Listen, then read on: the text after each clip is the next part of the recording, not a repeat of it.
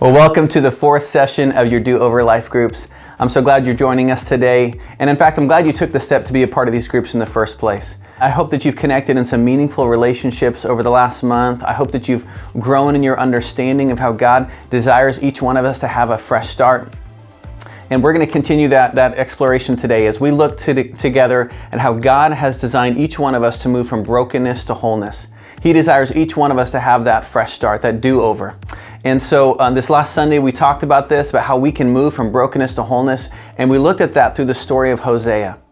Now Hosea, again, is one of those beautiful love stories in all of the Bible. If you were with us, you'll remember that Hosea was a prophet. And God asked Hosea, as a prophet, he said, I want you to communicate to the world my heart for my people. And so he says, Hosea, I want you to go marry a prostitute. He says, I want you to go marry this woman who's going to be unfaithful to you. And I want to show the world how I'm going to respond even when my people are unfaithful to me.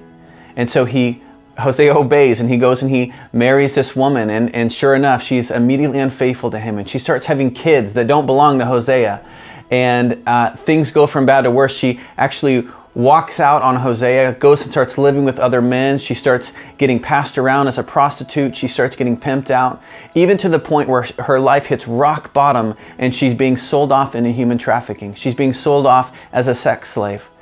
And God tells Hosea, I want you now to go, and I want you to redeem your wife. I want you to go and engage her, run after her, pursue her, and bring her back into your home.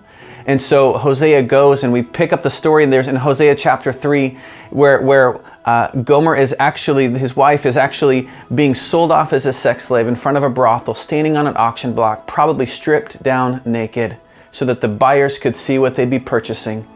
The men start to bid for her. And in the midst of her lowest point in her life, Hosea shows up and he buys her back.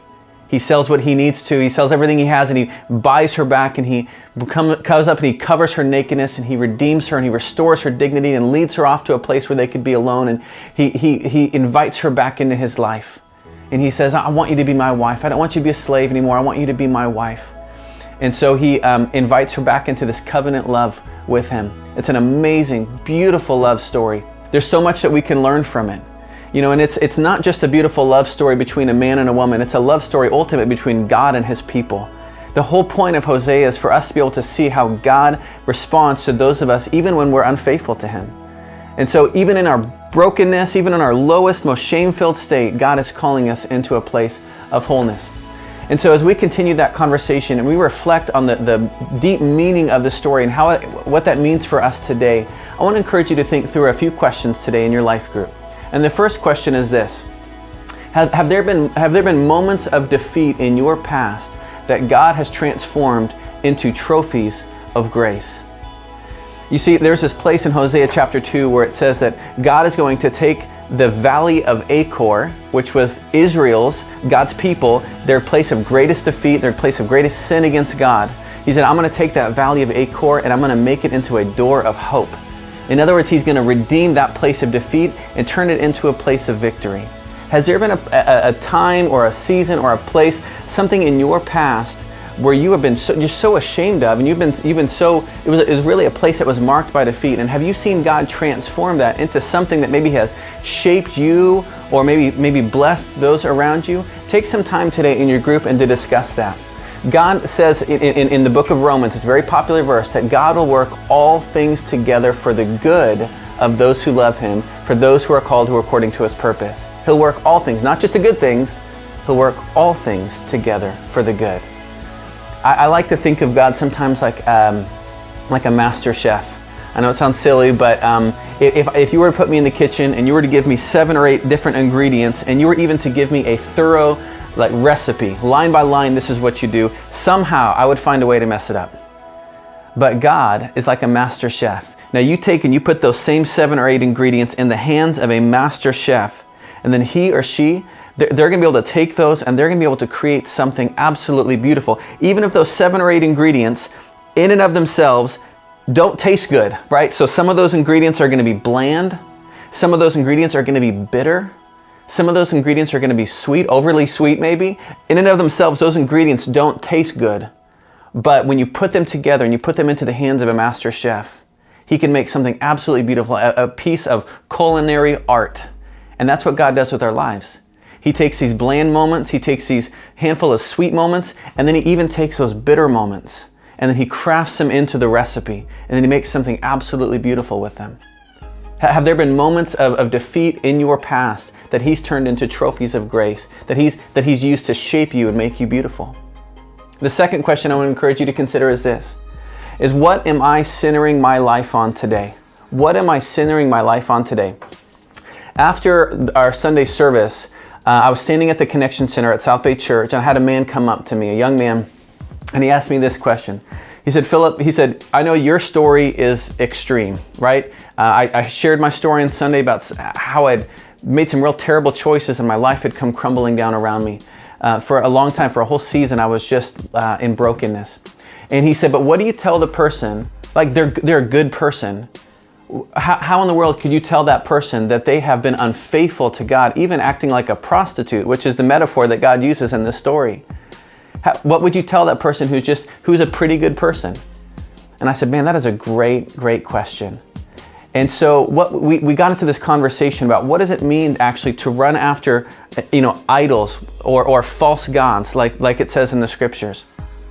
Really what I told him, I said is, every one of us, the Bible says every one of us, we've all sinned and fall short of the glory of God. In fact, over and over in the Bible, there's this verse, there's a statement that said that there is none who seek after God, none who are righteous, none who seek after God. That naturally we have a bent towards centering our lives around something that is other than God.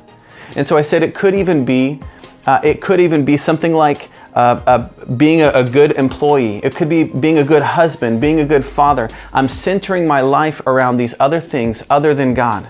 And when the foundation of my life is built on something other than God, and when that thing is stripped out from underneath me, then my life comes crumbling down. Whatever it is that you're centering your life around, whatever it is that has the highest and the greatest place inside your heart, that's ultimately what you're serving. And the Bible would call that an idol or a false god. And whatever it is that we run after that is not Christ himself, Jesus himself, ultimately is going to leave us wanting. If we build our foundation of our life on anything other than God himself, ultimately it's going to just leave us broken. And so I want to encourage you to consider, what is it that you're centering your life around? And there's an easy way to be able to actually identify what that is. I'm going to ask you a question, and I'm going to encourage you just in your own mind now as you're watching this, fill in the blank. So fill in the blank here. My life has meaning if, and then fill in that blank. My life has meaning, or my life has purpose if, and so for some of you that might be, well, if I can find Mr. or Mrs. Right. If I get that promotion at my job.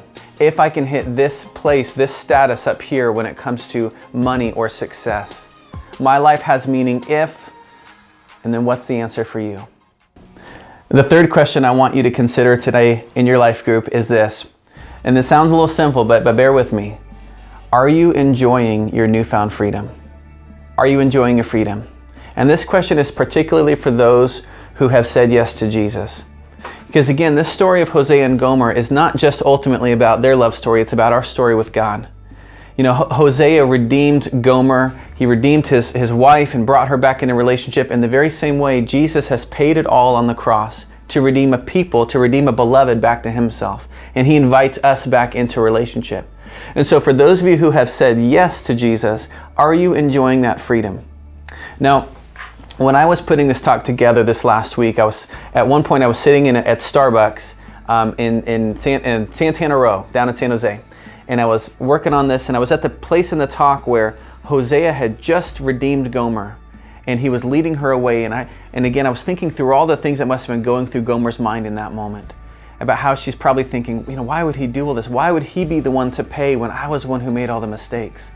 And then it probably hit her, I realized, it probably hit her that she thought, oh, I bet you he just bringing me into his home. I bet you he just bought me so that now he can own me and use me and tyrannize me and get his revenge, pay me back for all the times that I was rejected. I rejected him and rebelled against him. And that was probably went through her mind. But what it says is that Hosea took Gomer away to a place where they could be alone, and that he spoke tenderly to her, and that he said, basically, Gomer, I did not buy a slave, I redeemed a wife. I didn't buy a slave, I redeemed a wife. And as I was writing that piece down in my talk at this coffee shop, as I wrote that down, I didn't buy a slave, I redeemed a wife, it was like a sword piercing my heart. I remember I just started weeping actually in the middle of the coffee shop, and I had to cover my head because I didn't want anybody to see me. But it hit me so hard, and I'll tell you why. Because I realized that that's sometimes how I come to God. That's oftentimes how I come to God. Not as a beloved, not as a spouse, but as a slave. I come to Him oftentimes as a slave. I think that regardless of the fact that He's already paid the price for my mistakes, I sometimes feel this pressure that I've got to work for Him. I've got to give all this effort. I've got to, if I just work hard enough, if I lead 17 life groups, if I serve in 7 different ministries, if I give away half my money, if I do all of these different things, then maybe, oh just maybe, God might accept me. Then He might love me. Then He might show His favor to me. But He didn't buy a slave. He redeemed His beloved. And so it occurred to me was that, sometimes God just doesn't want a servant. He doesn't want a slave. He just wants me. I love to serve. I love to serve God in the same way I love to serve my wife. I love to do great things for my wife. I love to do special things for her. But I don't do it because I have to. I do it because I get to. And because I love her. It's out of the overflow of my love for my wife that I serve her. But if all I ever did was serve her, if all I ever did was do nice things and clean the house and do all these things for her, at some point she's going to say, Philip, I just want to be with you at times. I don't just want what you do for me. I want you. Sometimes she's just going to want to sit down and have a good meal with me and drink some good wine and just talk together and get to know each other and be together. That's what happens in a marriage relationship. And then God is saying that He didn't buy a slave, He redeemed a wife. So you may wrestle with that same thing. You may feel this pressure to just constantly work, and then God will love you. But what He's saying is that He redeemed a beloved, and He's calling you into a relationship with them. And sometimes He just wants to sit down with you and talk with you and get to know you, and He wants you to get to know Him, and He wants to spend this time heart to heart. Sometimes He just wants to enjoy a meal with you, have some good food, drink some good wine, spend time with Him. Are you enjoying your newfound freedom? Those are the 3 questions I wanted you to consider today. Continue the conversation this week. And again, this is the last 4 weeks have been a great start. I want to encourage you. You've taken a huge step by being a part of this life group. But I want to encourage you, this journey is not over yet. You've taken some of those first steps. As we talk about experiencing freedom and enjoying freedom, the way that we believe that happens here at South Bay ultimately is through the context of community. There's a verse in James 5 that says that as we confess our sins to one another, as we spend time with one another, that will be healed, that will experience freedom. And so I want to encourage you, continue the journey. One of the best ways that you can learn about steps and ways that you can be doing that is by being a part of our Grow Track. At all of our campuses, we have the Grow Track every single week. We'd encourage you to take that next step and be a part of Grow Track and continue this process, continue this journey that God's got you on. God bless you. Have a great conversation.